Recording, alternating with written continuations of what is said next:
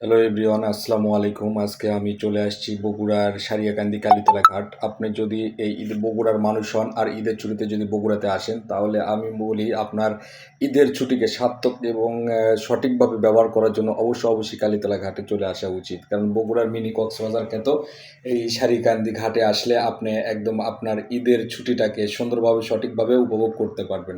এটা একদম মনোরম পরিবেশ। এখানে এত সুন্দর করে সাজাইছে। তার মধ্যে নদী এখন বর্তমানে একদম পূর্ণ যৌবনপ্রাপ্ত।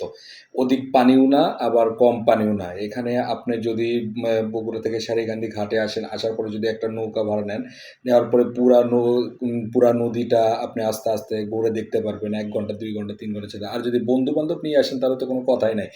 এত মজা পাবেন, এটা আপনি কল্পনার বাইরে। আপনি যেকোনো একটা নৌকা ভাড়া নিবেন। নৌকা ভাড়া নেওয়ার পরে আপনি ২, ৪, ৫ ঘন্টার জন্য নৌকাটা নিয়ে আপনি পুরা বড় নদীটা ঘুরতে পারবেন। এত সুন্দর হইছে ভাই, মানে চরের ভিতরে অনেক গাছ, বাড়ি-টাড়ি করছে।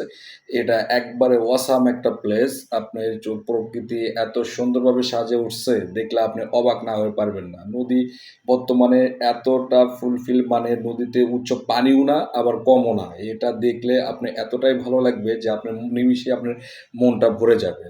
তো আমি চাই যদি আপনি ঈদের ছুটিটা সঠিকভাবে ব্যবহার করতে চান, তাহলে অবশ্যই বগুড়া সারিকান্দি কালীতলা ঘাটে উচিত। ধন্যবাদ।